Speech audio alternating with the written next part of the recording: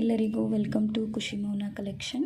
ಇವತ್ತು ನನಗೆ ದೊಡ್ಡಬಳ್ಳಾಪುರದಿಂದ ಪಲ್ಲವಿ ಅನ್ನೋರು 2 ಸ್ಯಾರಿನ ಬುಕ್ ಮಾಡ್ಕೊಂಡಿದ್ರು. Thank you so much ma'am. ಯಾವಾಗಲೂ ಹೀಗೆ ಸಪೋರ್ಟ್ ಮಾಡ್ತಾಯಿರಿ.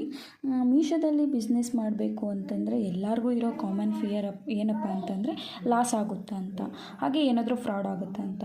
ನಾವು ಯಾವುದೇ ಬಿಸ್ನೆಸ್ ಮಾಡ್ತೀವಿ ಅಂತಂದರೂ ಅದರಲ್ಲಿ ಪ್ರಾಫಿಟ್ ಲಾಸ್ ಅನ್ನೋದು ಇದ್ದೇ ಇರುತ್ತೆ.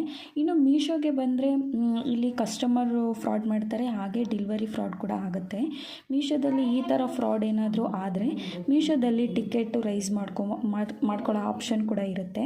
ಫ್ರಾಡ್ ಅಲ್ಲದೆ ಪ್ರಾಡಕ್ಟ್ ಏನಾದರೂ ಮಿಸ್ ಆಗಿದರೆ, ಹಾಗೆ ಪ್ರಾಡಕ್ಟ್ ಏನಾದರೂ ಡ್ಯಾಮೇಜ್ ಆಗಿದ್ದರೆ, ಇನ್ನು ಯಾವುದೇ ಥರ ಬೇರೆ ಇಶ್ಯೂಸ್ ಏನಾದರೂ ಇತ್ತು ಅಂದರೆ ನೀವು ಟಿಕೆಟ್ನ ರೈಸ್ ಮಾಡ್ಕೊಬೋದು. ಇನ್ನು ಮೀಶೋಗೆ ನೀವು ಕೊಟ್ಟಿರೋ ಪ್ರೂಫ್ ಏನಾದರೂ ವ್ಯಾಲಿಡ್ ಅನಿಸಿದ್ರೆ ಅವರು ಮನಿ ಕೂಡ ರೀಫಂಡ್ ಮಾಡ್ತಾರೆ.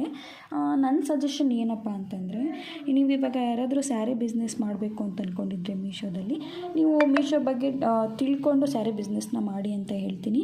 ಯಾಕೆ ಅಂತಂದರೆ, ನಾವು ಇವಾಗ ಒಂದು ಸ್ಯಾರಿನ ಸೇಲ್ ಮಾಡಿರ್ತೀವಿ ಅಂತ ಅಂದ್ಕೊಳ್ಳಿ, ಇವಾಗ ಸುಮ್ಮನೆ ಟೈಮ್ ಪಾಸಿಗೆ ಕೂಡ ಆರ್ಡರ್ ಮಾಡೋರು ಇರ್ತಾರೆ ಮೀಶೋದಲ್ಲಿ, ನೋಡೋಣ ಅಂತ ಹೇಳಿ. ಹೇಗೋ 7 ಡೇಸ್ ರಿಟರ್ನ್ಸ್ ಇರುತ್ತೆ ಅಂತ ಹೇಳ್ಬಿಟ್ಟು ಅವರು ತಗೊಂಡು ಯೂಸ್ ಮಾಡಿ ಆ ಪ್ರಾಡಕ್ಟ್ನ ಮತ್ತೆ ರಿಟರ್ನ್ ಕೂಡ ಮಾಡ್ತಾರೆ. ಆ ರಿಟರ್ನ್ ಶಿಪ್ಪಿಂಗ್ ಚಾರ್ಜಸ್ ಏನಾಗುತ್ತೆ ಸೆಲ್ಲರ್ ಮೇಲೆ ಬೀಳುತ್ತೆ. ಹಾಗಾಗಿ ಮೀಶೋದಲ್ಲಿ ಈ ಥರ ಲಾಸಸ್ಗಳು ಆಗೋ ಚಾನ್ಸಸ್ ತುಂಬಾ ಇರುತ್ತೆ. ಹಾಗಾಗಿ ನಾವೇನಾದರೂ ಇವಾಗ ಮೀಶೋದಲ್ಲಿ ಬಿಸ್ನೆಸ್ ಸ್ಟಾರ್ಟ್ ಮಾಡಬೇಕು ಅಂದರೆ ಅದ್ರ ಬಗ್ಗೆ ಡೀಟೇಲ್ ಆಗಿ ತಿಳ್ಕೊಂಡು ಬಿಸ್ನೆಸ್ನ ಸ್ಟಾರ್ಟ್ ಮಾಡಿ. ಹಾಗೆ ಇನ್ನು ಮೀಶೋ ಬಗ್ಗೆ ಯಾವುದಾದ್ರೂ ಎನ್ಕ್ವೈರೀಸ್ ಇದ್ದರೆ ಕಮೆಂಟ್ ಮಾಡಿ, ಹಾಗೆ ನನ್ನ ಪೇಜನ್ನ ಫಾಲೋ ಮಾಡಿ. Thank you.